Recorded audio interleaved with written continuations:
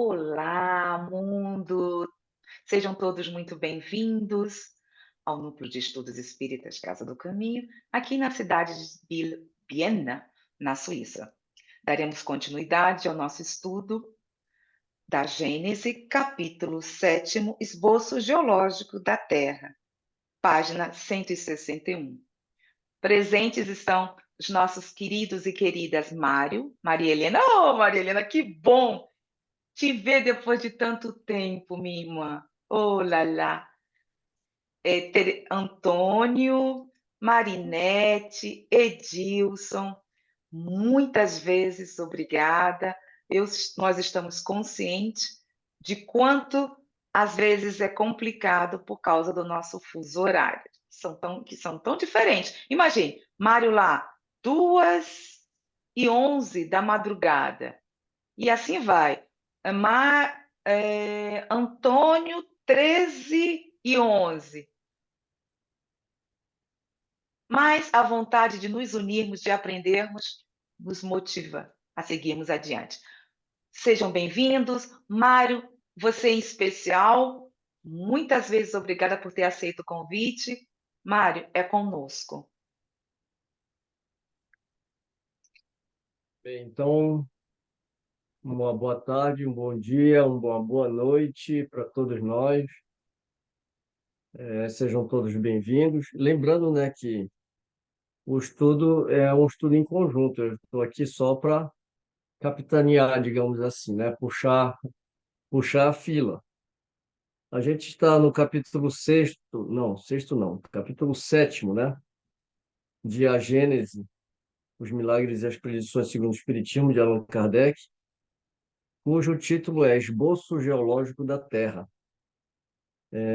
Nós paramos então, Zélia, no quarto, né? E vamos entrar no quinto item, Vamos não é iniciar isso? o quinto item. Eu gostaria só de ler essa nota de rodapé do início, né, do título, Esboço Geológico da Terra, até para fazer uma introdução no nosso estudo, porque aqui o editor, que no caso foi o Paulo Henrique de Figueiredo, ele vai colocar uma nota de rodapé aqui, né? Podemos então começar a leitura? Sim, você que vai compartilhar? Na verdade, eu fiz um pequeno PowerPoint aqui com Ah, algumas então, por figuras favor. só ilustrativas, né? Ah, por favor. Só para ilustrar. Então, aí quando for na hora, eu começo a compartilhar aqui. Peraí, A então. nota de rodapé, ela diz assim, ó. Peraí. Estou com ela aqui aberta. Então, porque a Maria Helena, não, depois de tantos meses, está participando hoje. Aqui, Está ó. na tela? Tá, exatamente. Como está a tela? Está algum problema aí para vocês? Está grande? Como é que está? Está bem? Tá bom, Zélia, para mim tá Tá bom. bem. Tá, Tá ok. ótimo, Então, Zé. obrigada, gente. Tá, eu vou fazer da leitura dessa nota de rodapé aqui a nossa introdução para a gente entrar no item quinto. E a nota de rodapé de número 86 diz o seguinte: todo este capítulo apresenta a formação da Terra pelos conceitos científicos da geologia, situados no contexto histórico do século XIX, quando essa obra foi publicada. Isso daqui é muito importante, né? A gente está fazendo essa leitura porque alguns incautos, ao pegar esse livro aqui, muitas vezes ficam querendo fazer uma comparação com a ciência atual, dizendo que Kardec estava errado ou que estava equivocado. Então, lembrando que a Gênese foi escrita em 1868, né? Finalzinho de 68, né? Então, quer dizer, ele está, então, usando a ciência da época, né? Por isso o contexto histórico do século XIX. Essa ciência apenas iniciava, está se referindo à geologia, enfrentando a oposição dos religiosos que defendiam como verdade a descrição da Gênese bíblica.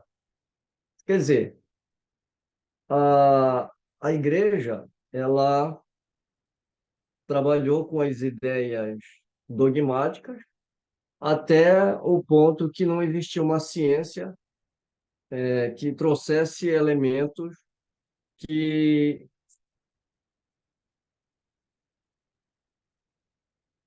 que confrontassem, né, digamos assim, a ideia da igreja.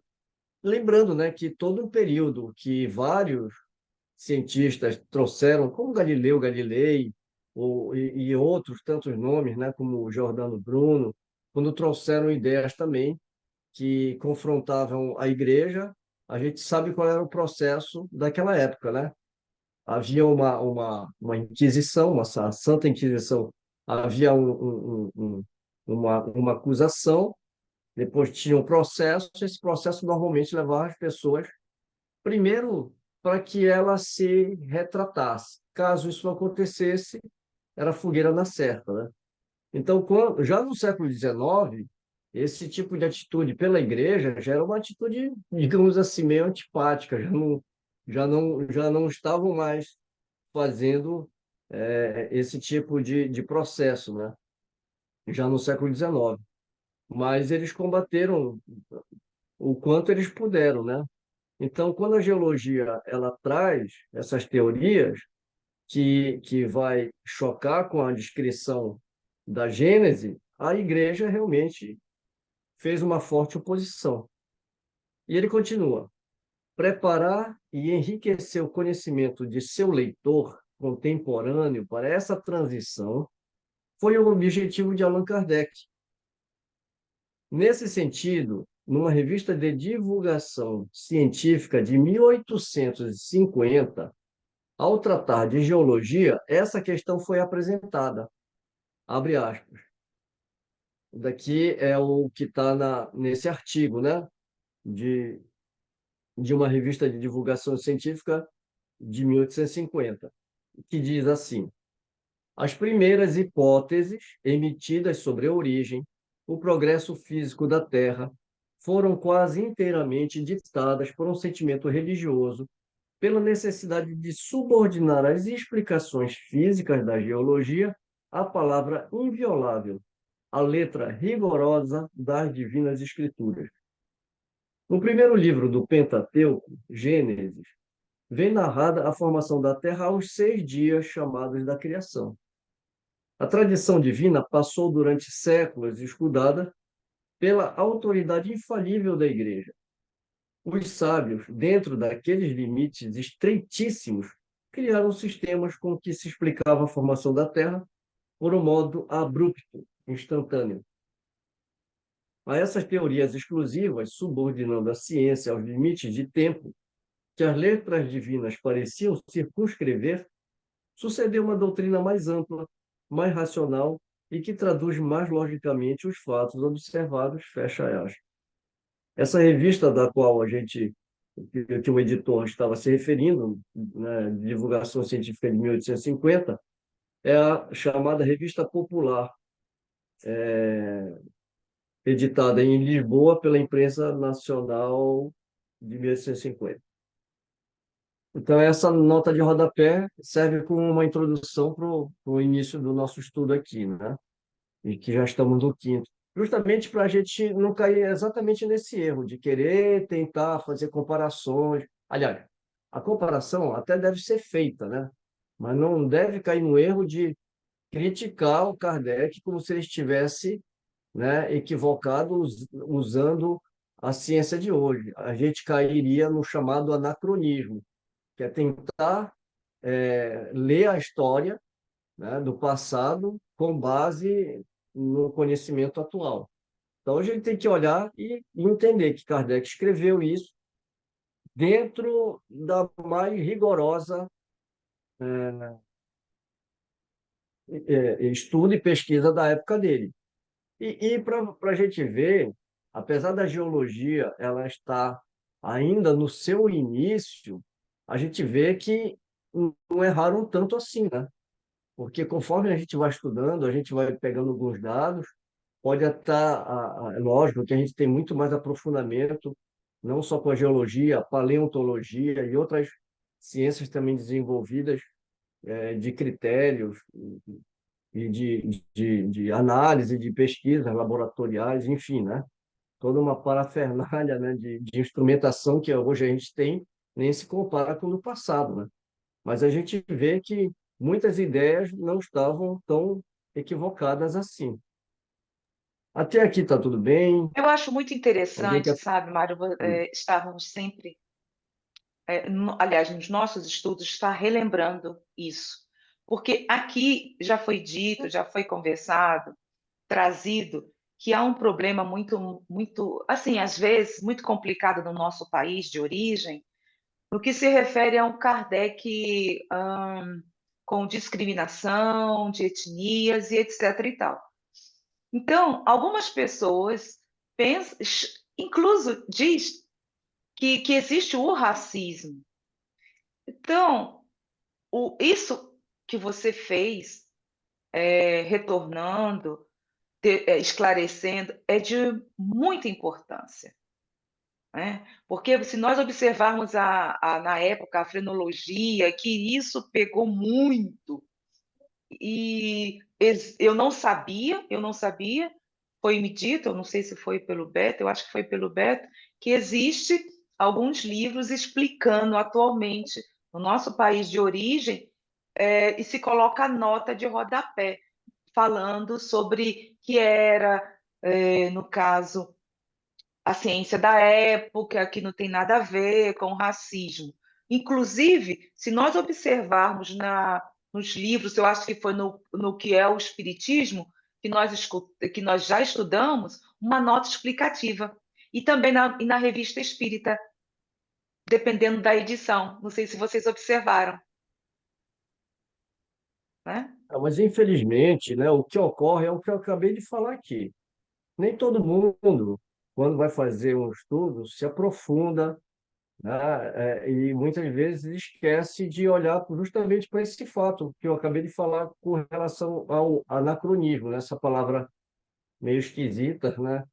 Mas que indica justamente você querer analisar um período da história utilizando o raciocínio da nossa época, né? Então, quando vai falar das escrituras, então, eu vou abrir um parêntese só para fazer uma ideia, né? Principalmente com escritura. Você vai ver a Santa Ceia, ela está pintada lá e está o Jesus no centro com os apóstolos em torno de uma mesa. A cultura judaica nunca usou mesa,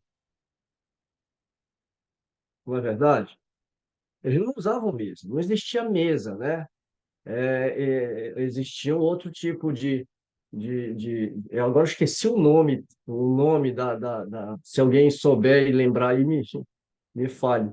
Mas não existiam mesas, eles comiam praticamente debruçados, né, sobre aquele móvel ali. Então, quer dizer, se a gente começa a olhar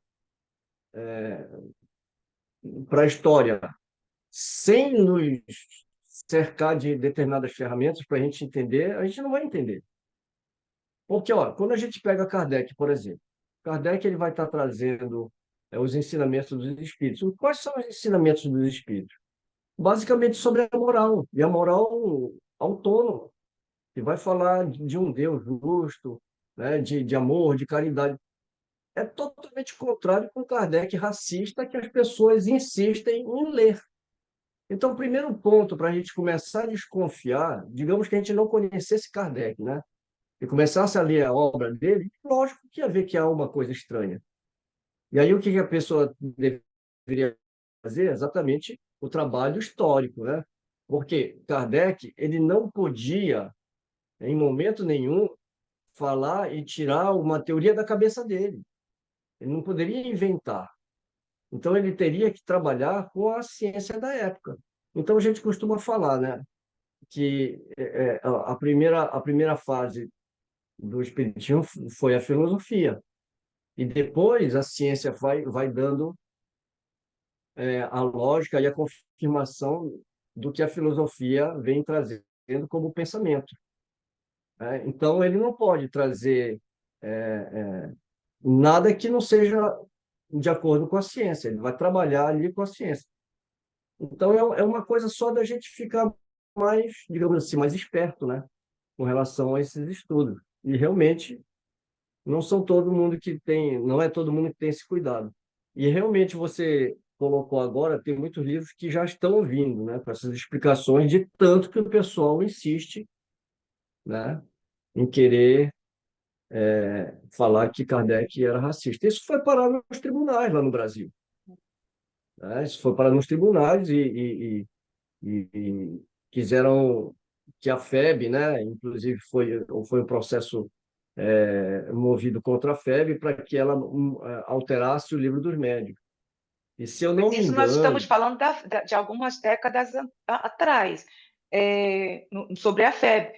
Atualmente, que eu não sabia, como eu estou alguns anos fora do Brasil, há um movimento afro-brasileiro, que também entre os espíritas, entre nós, os espíritas, que pedem que sejam feito essa nota de rodapé nos livros de Kardec. Por isso que eu chamei a atenção, porque era algo que eu não sabia no nosso país de origem, que estava ocorrendo ou que está no nosso país de origem.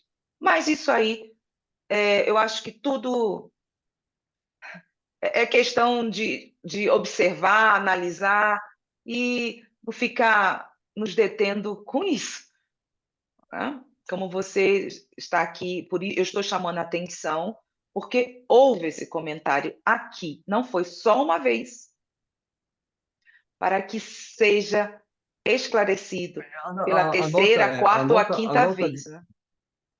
a nota de rodapé, ela é até importante e deve até ser colocada no meu ponto de vista.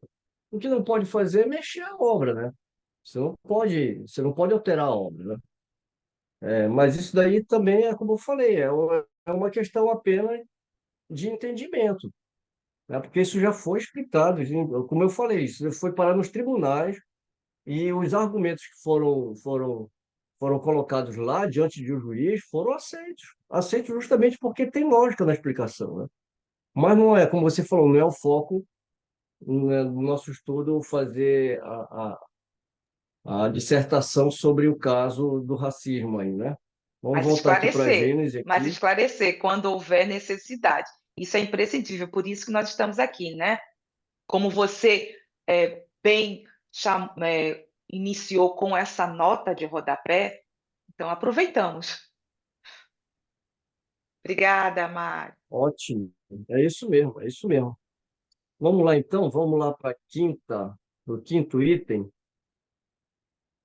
A posição normal das camadas terrestres ou pedregosas, provindas de depósitos aquosos, é a horizontal.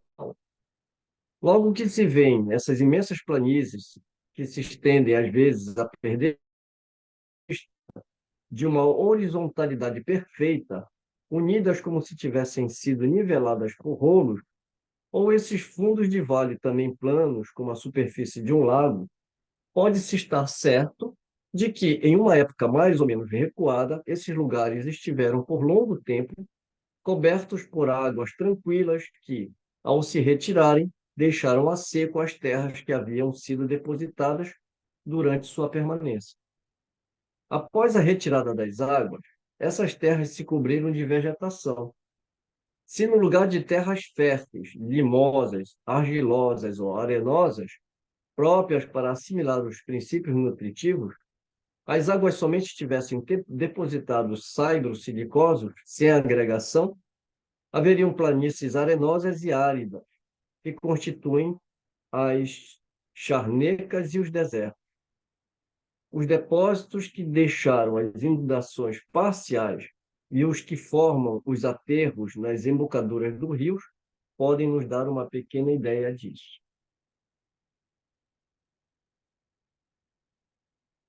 Então, o Aí que ele está colocando aqui, eu fui buscar na net o que seria Saibos, porque eu não sei. Tem muitas coisas aqui que vocês irão ver que trouxe também como imagem. Como é um estudo, a característica desse grupo é utilizar esses métodos.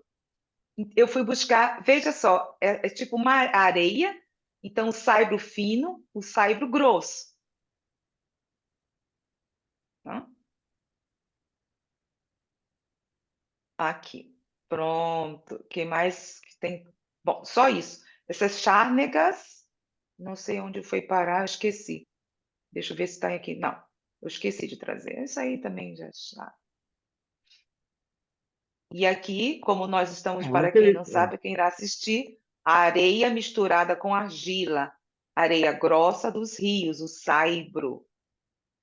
Desculpa, Mário, não escutei. Você falou? não, não, tranquilo. Eu só ia fazer um comentário a respeito fazer um resumo aqui do item 5, né? Ok. Ele está falando aqui das planícies, né?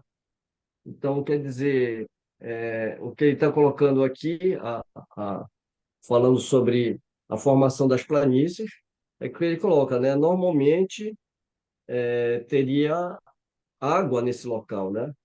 E essa água, depois que ela é drenada, ela, enfim, que ela é expulsa dessa superfície, é por isso que tem esses planos, né? Aí, de acordo como é que se deu, né? Que ele coloca aqui, né? Por longo tempo cobertos por águas tranquilas, que se ao retirarem deixaram a seco as terras que haviam sido depositadas durante sua permanência. Após a retirada das águas, essas terras se cobriram de vegetação.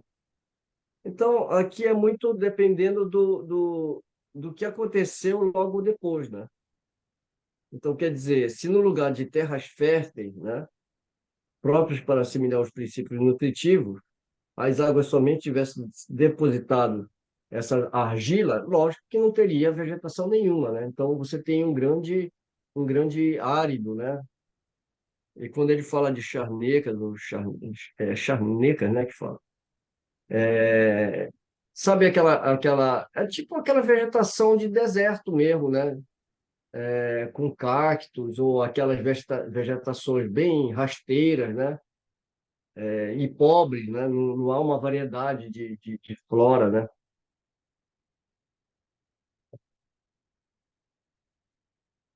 Aqui ele está falando primeiro de planície, aos poucos ele vai falar das outras formas geológicas. Vamos lá para o item 6.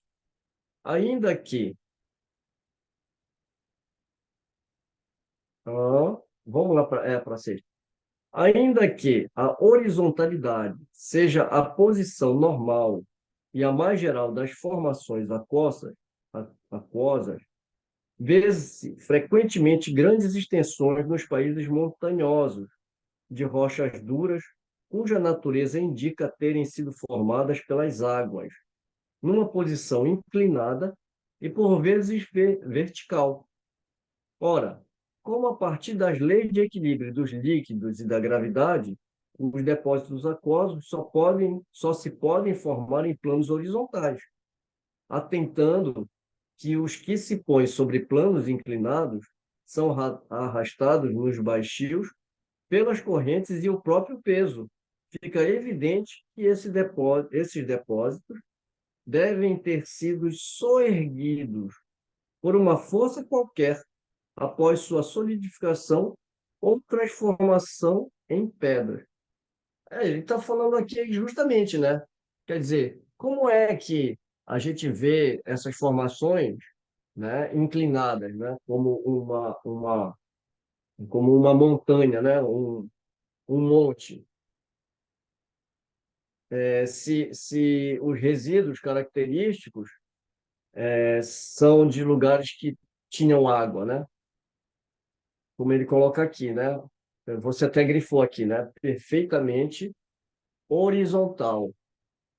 Então, essas que ficam erguidas, inclinadas, ele fala assim, por uma força qualquer após sua solidificação. O que a gente pode pensar em terremoto, né? Os grandes terremotos as placas tectônicas vão se juntando e vão formando as montanhas, as cordilheiras, né? Esses planaltos, o planalto, não, isso, os planaltos, né? Dessas considerações, pode-se concluir com Alguma, certeza só um que instantinho, alguma todas as... dúvida em relação a isso que o que o Mário leu, gente? Olha aqui, ó, esses baixinhos, porque como eu morei muitos anos também no Nordeste, que por sinal amo, as praias, eu fui procurar baixinhos, aí eu estava fazendo confusão com corais. Então eu fui buscar, e justamente nas praias nordestinas, o Antônio está ciente disso.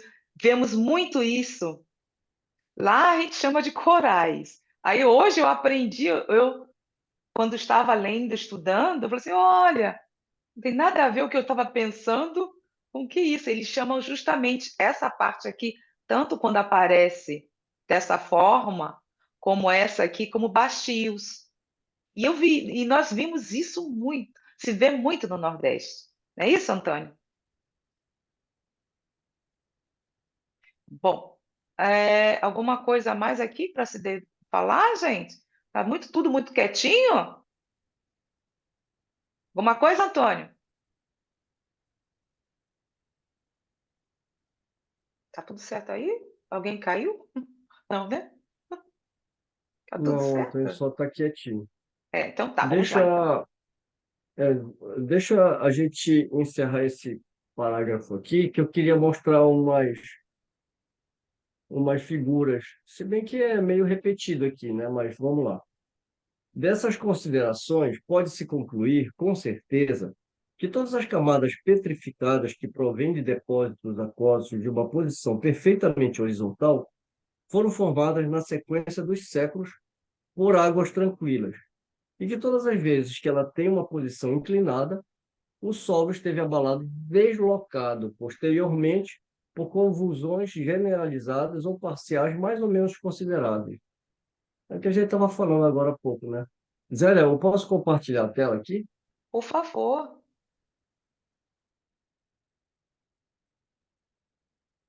Aqui, ó. Dá para ver aí, né?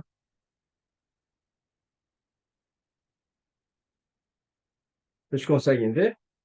Tá visível aqui. Então, aqui na verdade, eu aproveitei essa figura e trouxe todos os tipos de relevos de uma figura só, né? Aqui, de 1 a 7, a gente tem os relevos oceânicos, que a gente não vai explorar tanto aqui nesse capítulo aqui, né? E os relevos continentais, ou seja, já aqui na parte terrena, né? Então, começa com o número 8 bem aqui, ó, né? Ele está chamando de planície, que é o que a gente está falando, um lugar plano, né? O planalto, que aqui já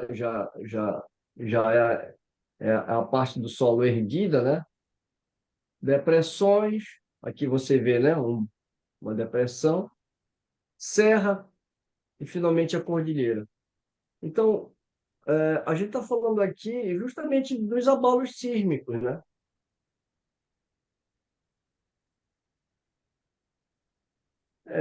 Esse capítulo aqui a gente vai falar muito sobre geologia, né? Que também não é a nossa especialidade. A gente apenas está lendo, está fazendo, fizemos algumas pesquisas, mas assim a gente não dá para aprofundar muita coisa. Se bem que ele traz de uma forma até tranquila, né? No livro. Ele não aprofunda assim tão tecnicamente, né? Graças a Deus, né? É mais também para mostrar e desconstruir o pensamento dogmático, né? Por isso que eu fiz questão de ler aquela introdução ali. Deixa eu passar aqui, ó. Aqui tem dois tipos de planície, né? Lembra que ele fala que quando você tem uma água e quando ela seca ali e ela traz elementos com nutrientes, você tem um campo, né? Um campo bem verde. Se bem que aqui está um campo verde até demais, né? Não faltou um pouquinho de árvore, uma vegetação muito baixa, né? Mas quando você tem uma planície onde ficou muito resíduos com nutrientes, você tem um campo verde, né? E aqui é justamente as chamadas charnecas, né? Ou os desertos. Então, aí você já vê que há uma pobreza, né, no solo, justamente indicando o que ele cita aqui nesse item 6, né? No item 5, aliás, né? Que é os resíduos de saibro, né? De argila, um campo mais infértil, digamos assim. Deixa eu ver o que eu trouxe mais aqui. Ah, isso daqui é interessante. Olha, esse daqui, essas fotos aqui fui eu que tirei. Eu estava fazendo uma trilha, eu subi uma montanha aqui. Esse aqui é um monte Horaide, aqui numa região aqui do Japão, aqui próximo, quer dizer, não é tão próximo aqui de casa, mas fica aqui no estado, né? E quando eu estava descendo, eu estava olhando aqui, né, essas rochas aqui. Então você vê, inclusive esse monte, ele é apelidado de Monte dos Espelhos, porque teve lugar que ficou tão polido isso aqui que refletia a luz, né? Isso daqui é uma parede inteirinha, ó. Vou aumentar aqui, né? Acho que dá para ver, né? Antônio levantou a mão aqui. E aqui eu coloquei minha mãozinha aqui para fazer a diferença da figura, da imagem. Deixa eu colocar aqui para frente. Né? Você vê que parece, se fosse plástico, a gente diria que era um amontoado de plástico derretido, né? Mas daqui é rocha, né? Rocha vulcânica. Fala, Antônio. Zé, eu te ouvi, mas não podia falar. Eu, na verdade, não. Mas é como o Mário falou, essa questão está colocada de forma assim bem clara da gente acompanhar, seguir, né? Porque ela é muito técnica quando aprofunda, mas cada coloca de uma coisa que a gente vai entendendo com perfeição. Eu tive assim, mas aqui, por exemplo, onde eu vivo, o estado de Nova York é um estado muito grande. Ele sobe na direção do Canadá, vai até lá na. E a gente volta e meia faz algumas hikes aí. Meu filho gosta muito da natureza e tal. E aqui eu me lembro de ter ido num parque aqui umas 2 horas daqui, 2 horas e meia, que é impressionante. Tem um cliff, eu não sei como é que fala esse negócio que de repente você tá, o negócio é meio plano, aí vem aquele paredão cortado. E essa trilha, ela é em volta de um lago e ela vai circundando assim o tempo todo. E quando você chega de um lado, você passa do lado dessa, dessa pedra cortada gigante, mas bem alta, e você vê essas diferenças de cores nas camadas geológicas que estão se formando, é impressionante. Mas o exemplo mais nítido disso, assim, em termos práticos, é aqui na região do Grand Canyon, sabe, aqui na região dois, três estados aqui na região oeste dos Estados Unidos, tem esses Grand Canyon aí, que é um negócio impressionante, só indo lá para poder ver, não dá nem para. Mas ali, quando e tem vários locais que você vai, o maior de todos eles, é um parque muito gigantesco, grande, nós ficamos uns 3 dias, e eles pegam aquelas pedras, Mário e Zélia e pessoal, eles vai tirando. O americano é muito didático, é muito, não só americano, mas ele tem muito essa coisa. E você caminha, é um caminho longo que você vai percorrendo, você vendo aquela enorme cratera lá, e você passa ao lado dela. E nesse caminho eles pegam as diferentes pedras dessas camadas geológicas diferentes e vai colocando ali com descrições, começando, por exemplo, 100 mil anos, depois 500 mil anos, 1 milhão, 2 milhões, 3 milhões, 4. É um negócio impressionante. Aí você vê ali, porque eles tiram um pedaço dessas pedras grandes, coloca do lado do caminho e coloca placas com descrição. Então a gente tem uma noção muito nítida e prática do que é a diferença disso. Quer dizer, a ciência explora isso tudo hoje e aí vai analisando aquilo com mais profundidade e vê o que tem dentro de cada área daquele, cada período, cada. É um negócio impressionante. Então a gente. E aí nós estamos falando aqui, eu me lembro que no estudo passado, anterior, nós falamos da espessura da crosta, né? E dessas camadas onde vai se analisando essas. É um negócio impressionante. Aí você pensa na inteireza do globo, na profundidade que se fosse. Nós até chegamos aí, Marquinhos, quer dizer, eu não lembro mais qual que era qual era a distância, por exemplo, se você perfurasse até o centro do globo, onde é só fogo, só. E com todo esse avanço tecnológico da ciência, dos nossos dias, só parece que eram 12 quilômetros, se eu não estou enganado, contra 1.800 quilômetros, quer dizer, a extensão total da camada ao centro da Terra, e aquilo que foi explorado pela ciência. 12 ponto qualquer coisa quilômetro. Então veja bem como é que nós, tanto para cima como para baixo, nós estamos muito pequenininho, né? Como dizia o nordestino. Parece que recentemente quem quer retomar essa tarefa aí, continuar essa tarefa, parece que são os chineses. Eles querem passar dos 12 quilômetros. Eu coloquei essa imagem para que as pessoas entendam sobre o que ou onde o Antônio está se Aquilo ali é um referindo. negócio Que extraordinário. é impressionante, é lindo demais. Uhum. Imagino como deve, nem imagino. Deve ser uma coisa impressionante, né? É. Pronto, obrigada, gente. Aqui, ele está se referindo a esse, gente. Aqui, pronto, deixa eu descompartilhar. Sim, Mário, desculpa. Não, já comentei com relação a essa experiência aí de cavar aí, né? Fazer um buraco aí, né? Para ver até onde que eles conseguem ir. E os chineses querem ultrapassar essa marca dos 12 quilômetros. Bom, então vamos lá. Quilômetrozinho a mais não vai fazer, vai ofender ninguém, né? É. Vamos lá, gente. Então, vamos lá para o 7. É isso, né? Paramos no 7, né? É. Aliás, paramos no sexto, vamos iniciar agora o 7.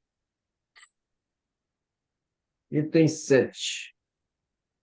Um fato característico da mais alta importância, pelo testemunho irrecusável que fornece, consiste nos fragmentos fósseis de animais e de vegetais que se encontram em quantidades incomensuráveis nas diferentes camadas.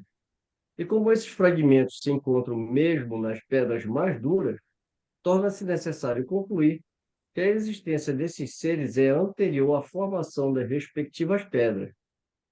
Considerando o número prodigioso de séculos que foi necessário para haver o endurecimento dessas rochas, até chegarem ao estado em que estão, desde tempos imemoriais, chega-se forçosamente à conclusão de que a aparição de seres orgânicos sobre a Terra se perde na noite dos tempos e que é bem anterior, por consequência, do que a data assinalada pela Gênese.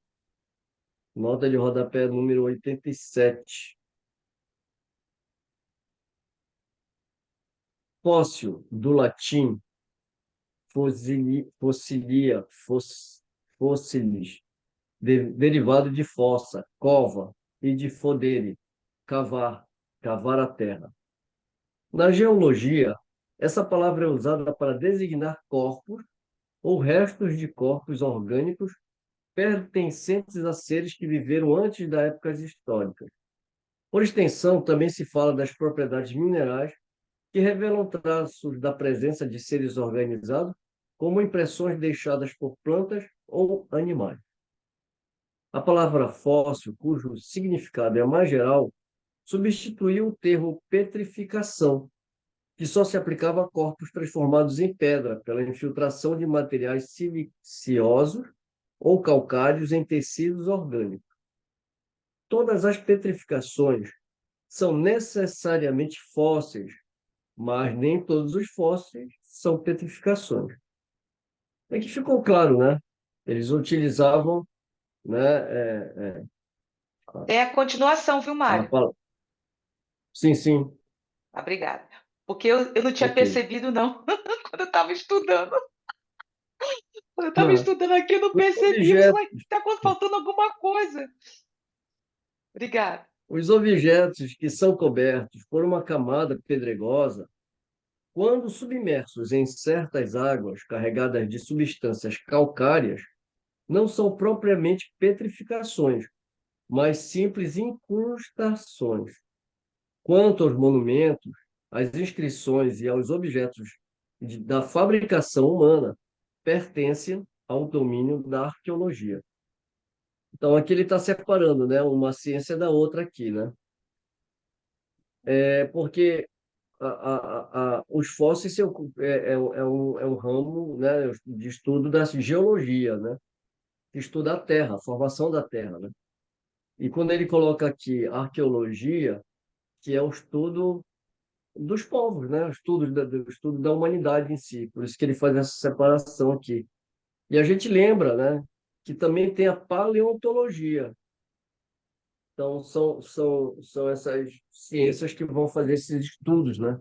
A paleontologia trabalha com vegetais e animais, a arqueologia mais os humanos e a geologia a formação da Terra em si. Deixa eu compartilhar uma tela de novo aqui, Zélia. Por Aqui, favor, por favor. aqui, ó, né? A petrificação. Petrificação. Em geologia, daqui foi a pesquisa que eu fiz, tá? Em geologia, a petrificação é o processo pelo qual a matéria orgânica se torna um fóssil através da substituição do material original e do preenchimento dos espaços de poros originais com os minerais. Eu quero dizer, o animal, esse daqui é um tronco de árvore, aqui do lado esquerdo, né? E aqui é uma concha, né? Um molusco aqui. Então, no caso da petrificação, os elementos orgânicos eles vão sendo substituídos, né, pelos minerais. E aí ele acaba sendo petrificado. A madeira petrificada tipifica esse processo, mas todos os organismos, de bactérias a vertebrados, podem ficar petrificados, embora os materiais mais duráveis, como ossos, bicos e conchas, sobrevivam melhor ao processo do que restos mais macios, como tecido muscular, pernas ou pele. Pernas não, penas, né? Ou pele. A petrificação ocorre através de uma combinação de dois processos similares: permineralização e substituição. Esses processos criam réplicas do espécime original que são semelhantes ao nível microscópico. Interessante, né? Alguém já viu Esse uma da madeira madeira eu não conhecia, petrificada? não. É muito comum, hein, Zé? É muito comum em determinadas regiões. Aqui no Japão, eu já vi isso aqui, lógico, né? Em museu, né? Ah, Mas é bem comum.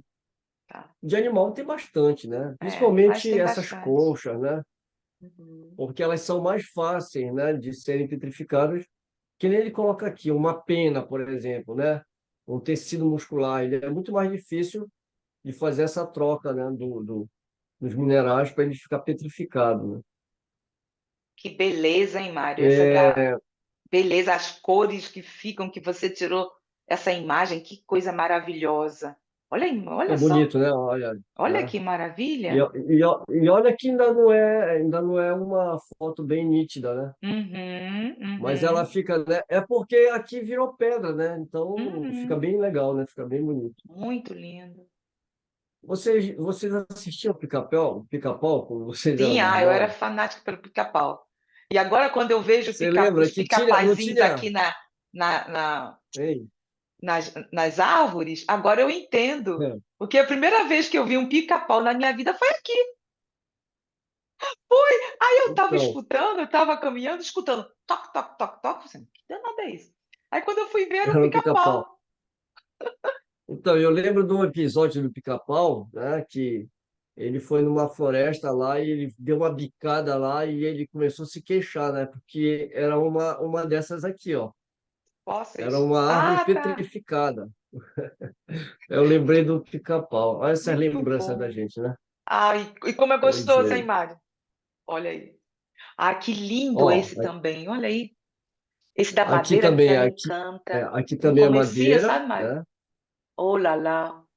Né? Ô, Zélia, Aqui é um Aí, peixinho. Zélia, só um instantinho. Marinete. não, é Maria Helena. Ah, Maria Helena. Aqui, onde eu estou, tem tanto do pica-pau, você nem imagina. É Outro dia me mesmo. acordou ele na janela, batendo. Ela está em Gravatá, lá em Pernambuco, gente. Ah, que coisa linda, Maria Que Helena. legal. Então, aqui a Sim, gente tem, ó, fóssil de Oh, peixe, perfeito esse né? fóssil, não, Mário? É. Olha aí, Aqui uma pegada, né, de patinha. um bicho, né? Um pezinho aqui, ó. Sim. Deixa eu ver se tem mais alguma coisa. Ah, não. Aqui a gente vai falar do É, vai ver. Nicolás É. Cuvier, mas aqui é mais para frente, né? Uhum, Eu uhum, vou uhum. interromper aqui um pouquinho. Não, mas muito Ele vai bom. falar do Cuvier, mas é mais para frente. É. Então, vamos continuar. Alguma coisa, gente? O Antônio teve que sair, viu? Pronto. Vamos continuar, meu irmão? Vamos lá.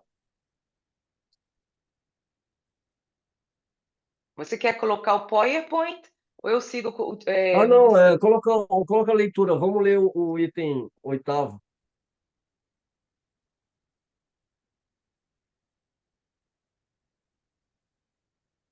Tá aparecendo, Mário? Isso, vamos lá. Tá ótimo. Então vamos lá. Entre esses fragmentos de vegetais e de animais estão os que foram penetrados em todas as partes de sua substância, sem que sua forma fosse alterada, de matérias siliciosas ou calcárias, que as transformaram em pedras, algumas das quais têm a dureza do mármore. Você vê aquela foto, né, Zé, que você falou que é bonita, né? Parece um mármore, né?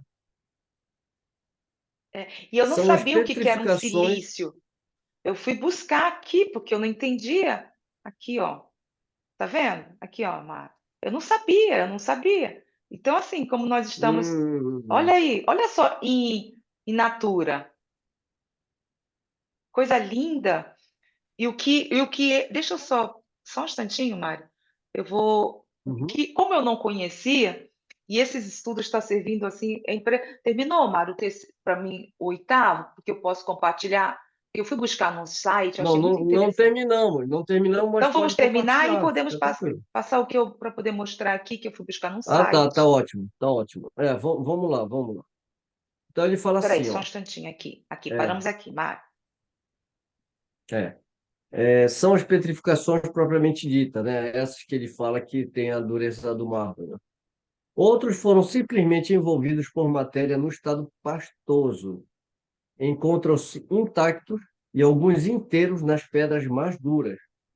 Outros, enfim, só deixaram sua impressão, mas com uma nitidez e delicadeza perfeitas, que é o caso daquele peixinho ali, né?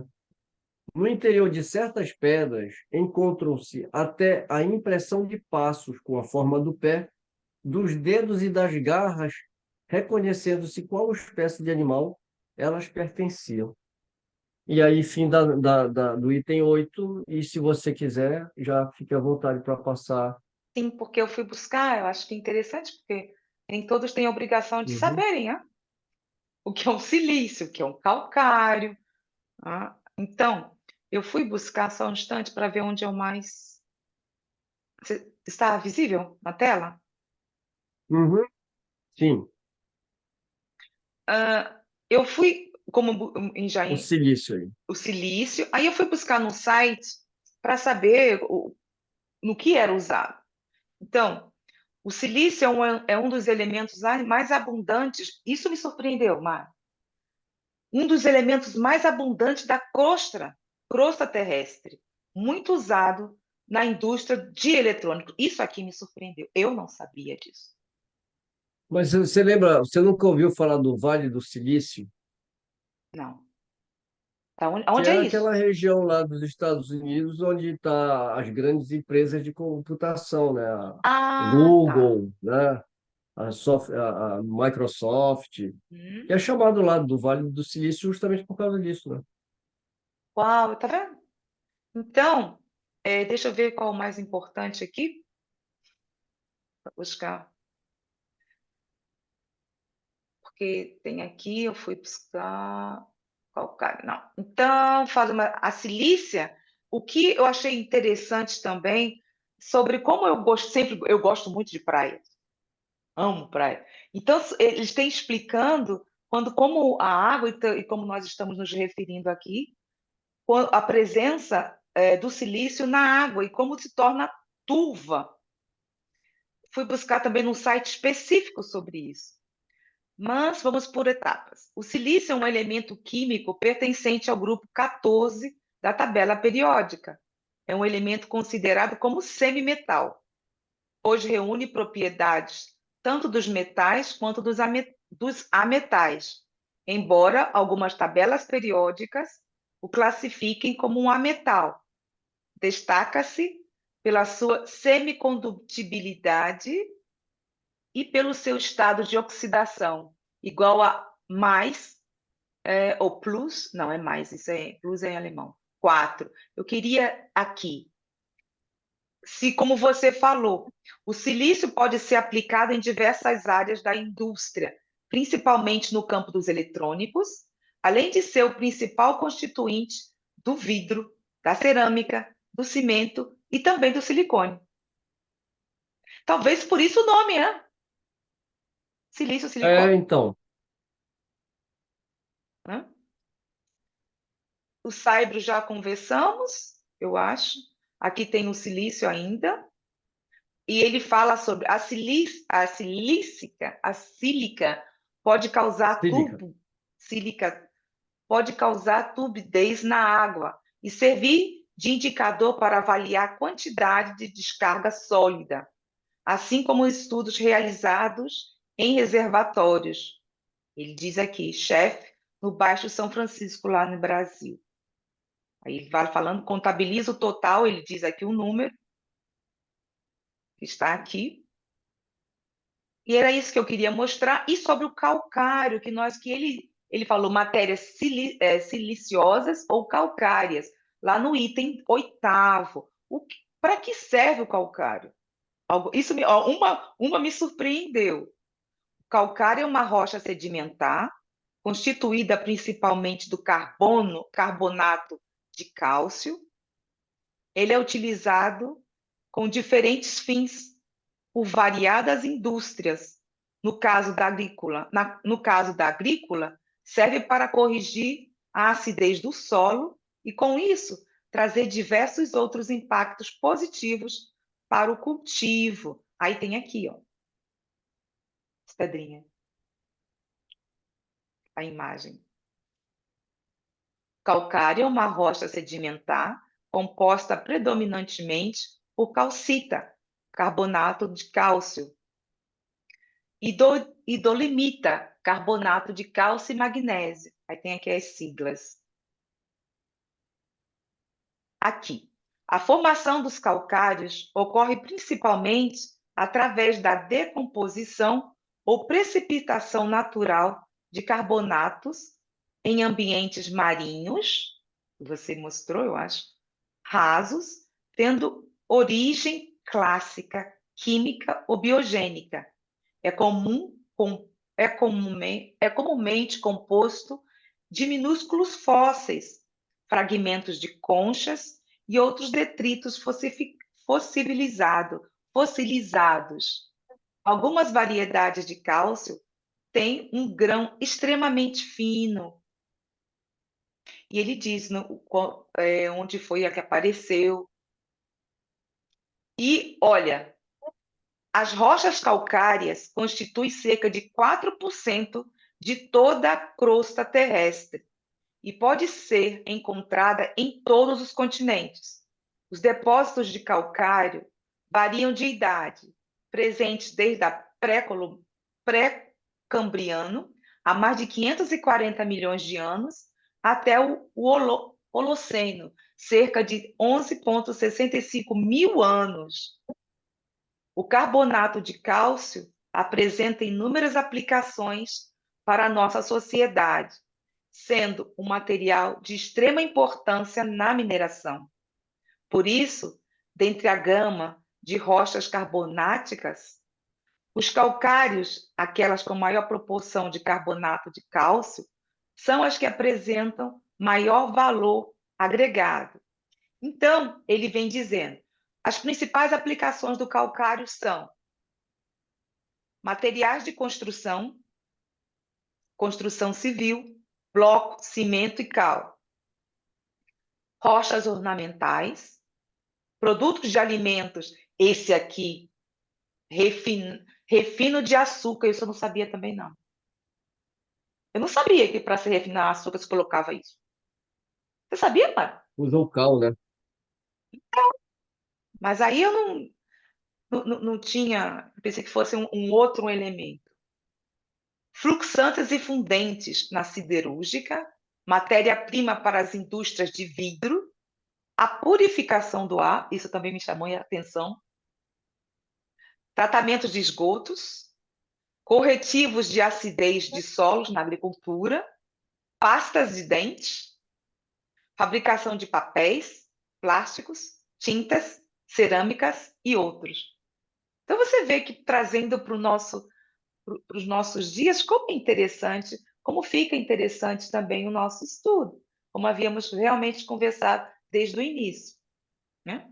Bom, algum comentário sobre isso, se você puder falar? Eu não sei se o Edilson pode falar. O Edilson acho que saiu. Só tá nós 5 Saiu. aqui. Ah, tá, ele saiu. Então tá. Então, alguma coisa, Marinete? Não, Zélia, está bem explicada. E tem isso aí que você acabou de falar agora, eu também não sabia, não, tá? Até em pasta de Pois é. dente, no Pensava que ar, fosse é outro metal, interessante. assim, sabe? É interessante isso. Aham. É. Bom, e aí? Vamos seguir? Vamos lá para o item 9. Peraí, então eu vou pegar lá. Ah, desculpa, Mário, deixa eu ir lá. Hum. Ah lá, agora. O item 9. Os fósseis de animais não compreendem quase nada senão as partes sólidas e resistentes, a saber, a ossada, as carapaças e os chifres.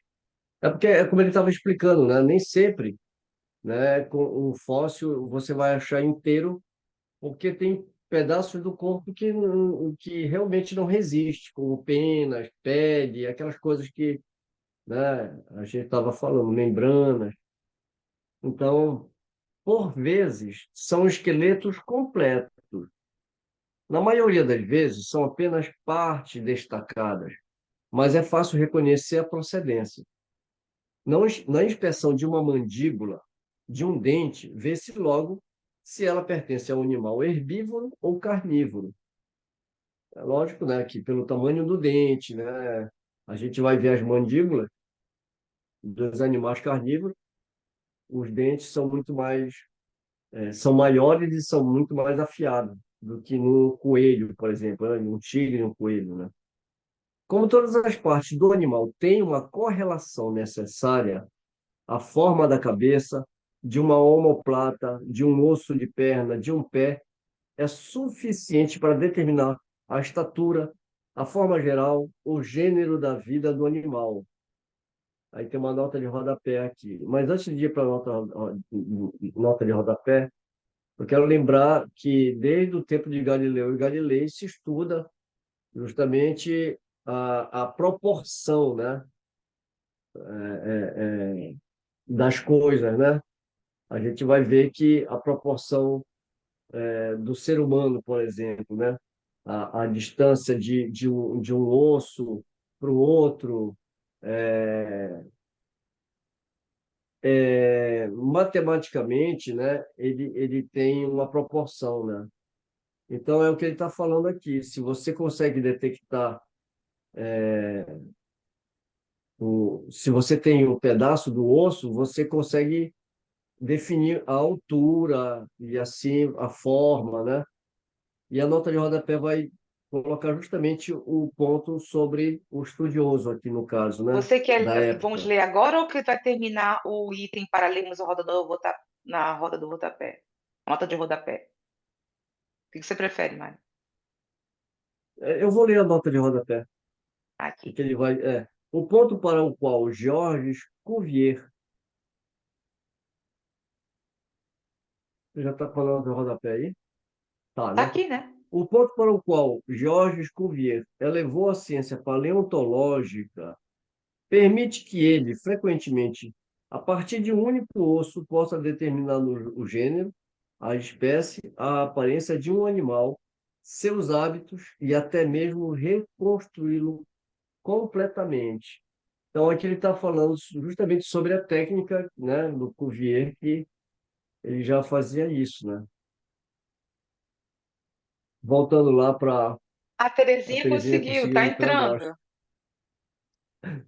A Terezinha é persistente. Ah, é a taurina, como eu.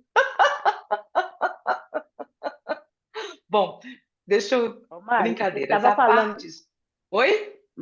O Mário estava falando dos ossos, aí eu lembrei também agora que através dos ossos a gente pode também ver quantos anos, né? Qual é a idade desses ossos, das pessoas, né? E se é Isso, Isso. masculino, é feminino, tudo através do osso, não?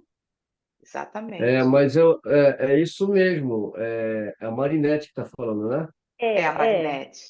É isso Então, mesmo, a Marinette. Marinette Mas eu quero. falou, olha só, olha aqui. Ah, Eu fui saber, eu não sei, tá aparecendo, gente? Tá aparecendo na tela? Está aparecendo o texto. Não, então vou lá.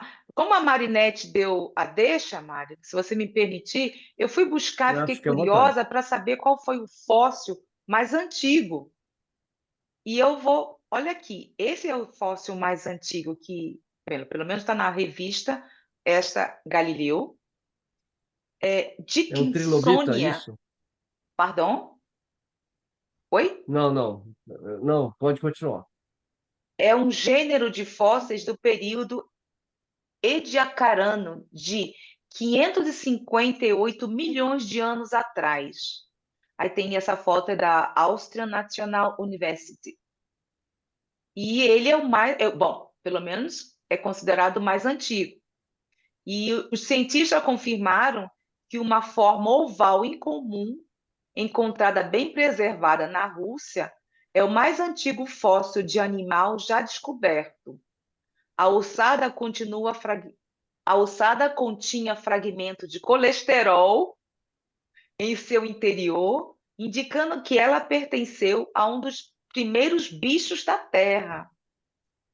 Em um primeiro momento, o vestígio havia sido classificado como Dickinsonia. Que estranho. Aí eu fiquei pensando assim, esse negócio de insônia? Bom, mas tá tudo bem. Gênero de fósseis do período Ediacarano, que viveu 558 milhões de anos atrás. Os pesquisadores sugeriam que a Dickinsonia, que tinha 1 metro, poderia ser um fungo ou uma ameba gigante. Já pensou, gente? Mas uma nova pesquisa publicada na revista Science aponta que a ossada era uma outra espécie. Além do colesterol, ela continha marcadores químicos associados a fungos. Bom, era isso que eu queria trazer, porque eu fiquei curiosa porque quando nós vamos estudando, desperta certa, e eu que sou curiosa, olha, eu sou muito curiosa. Aí queria saber qual é o fóssil mais antigo que apareceu? Não sei. Como a Marinette deu essa deixa, sabe? Aí eu quis aproveitar. Uhum. Sim, vamos alguma coisa a mais que podemos continuar? Está muito rápido, Marinette, Maria Helena. não, Tere, Bem-vinda, tá perfeito, Terezinha. tá bem. Obrigada. Olha lá. Terezinha, ó, Nós somos Terezinha é persistentes, guerreira, né? Terezinha. Taurina. Terezinha, Foi Terezinha é graças Mas ao olha, guerreira. Deco. esse osso é duro, hein? Ô, menina, Graças eu ao sou. Deco. O Nós Deco que somos. É para resolveu. poder, assim, quando nós desistimos de alguma coisa, Não é? é porque não teve jeito mesmo, mas que a gente insiste, persiste e luta. Ah, sim. Por isso nós somos cabeça duras, como se diz. Meu esposo me diz, mas eita, abraço. Bom, deixa para lá. Vamos voltar ao estudo. continuando Então, aqui, paramos logo aqui. depois da nota de rodapé, né, ele vai falar: os animais terrestres têm uma organização que não permite que se confunda com os animais aquáticos. Os peixes e os moluscos fósseis são excessivamente numerosos. Os moluscos formam, algumas vezes, bancos inteiros de uma grande espessura. Por sua natureza, é possível reconhecer sem dificuldade se são animais marinhos ou de água doce. Eu vou agora compartilhar um negócio aqui, tá? Um Mário, eu negócio fiquei não, vou assim. compartilhar Olha o que aqui. ele diz que é fácil a identificação naquela época. Imagine com todos os nossos, com todos os instrumentos que temos hoje em dia. Poxa, fica bem mais fácil do que na época deles, hã? Pois é, isso que eu queria chamar a atenção da Marinette, né? Quando ela falou que dá para detectar se é homem, se é mulher, o sexo e essas coisas, a idade e tal, né?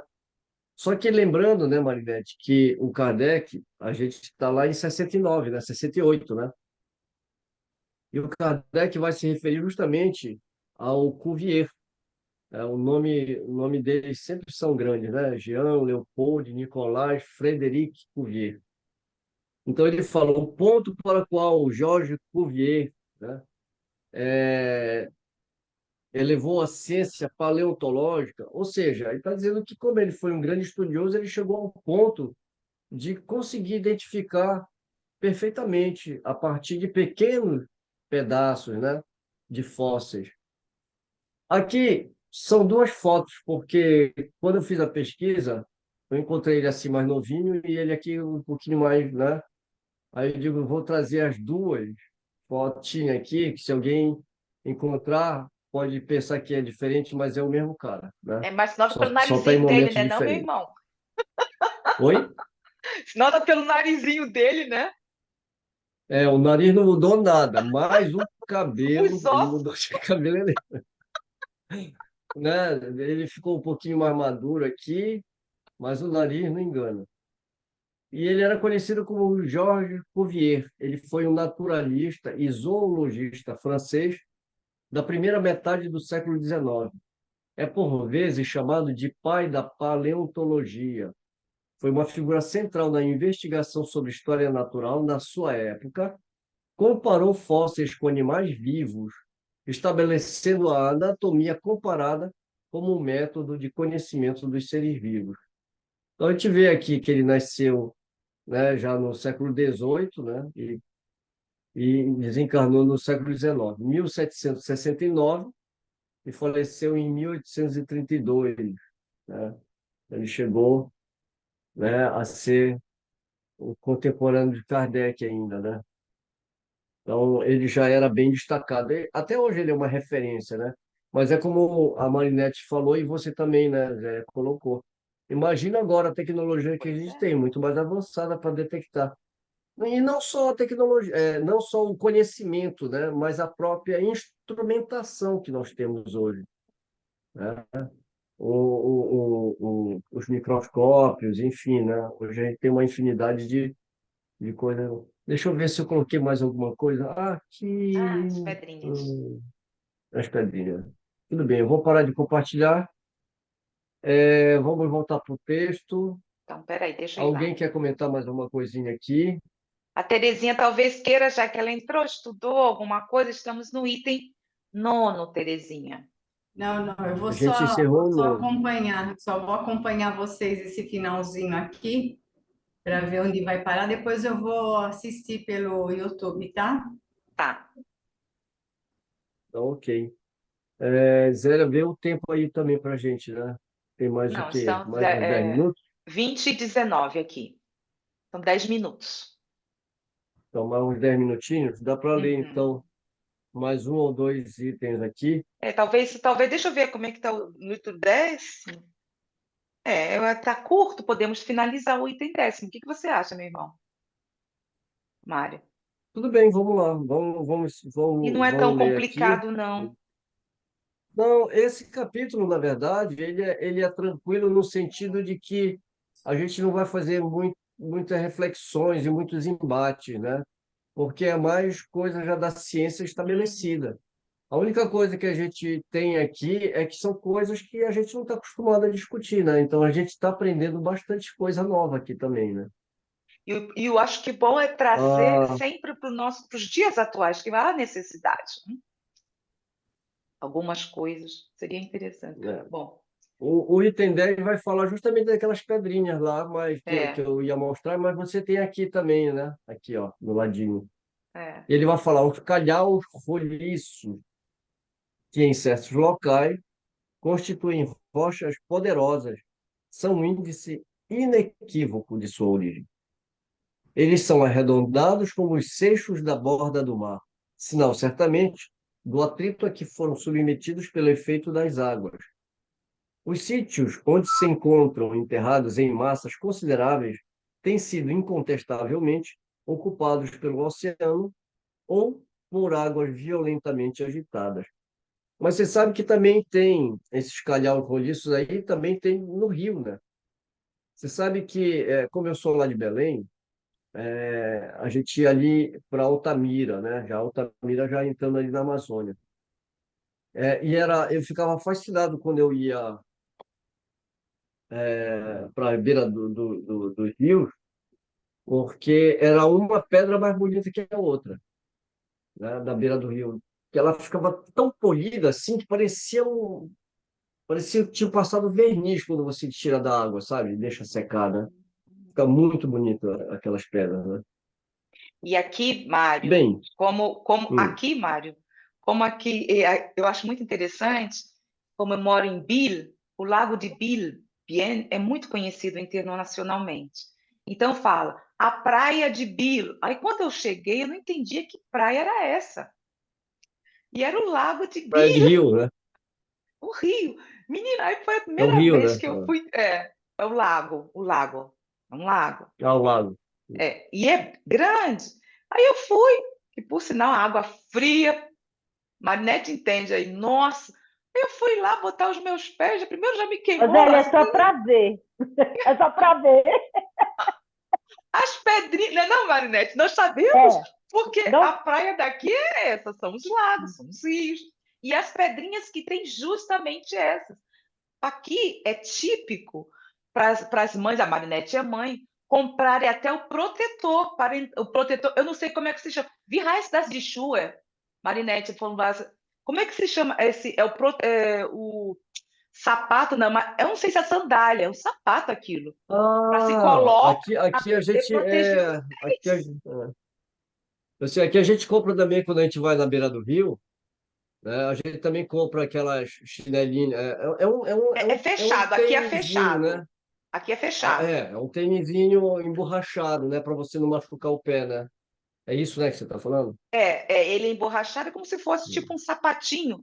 É Isso. um sapatinho, cheio de buraquinhos.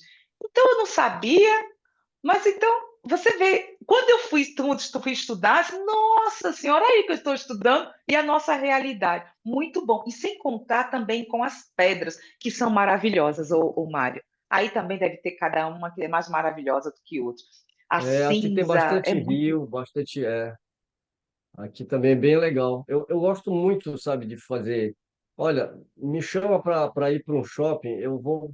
Provavelmente, se eu não tiver nada para comprar, eu vou falar que eu não vou.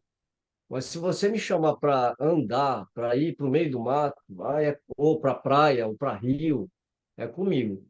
E a gente faz muita caminhada, né? E quando a gente vai para a beira do rio, eu também não sabia do sapatinho quando eu cheguei aqui. E eu todo lascando meu pé naquelas coisas, doendo.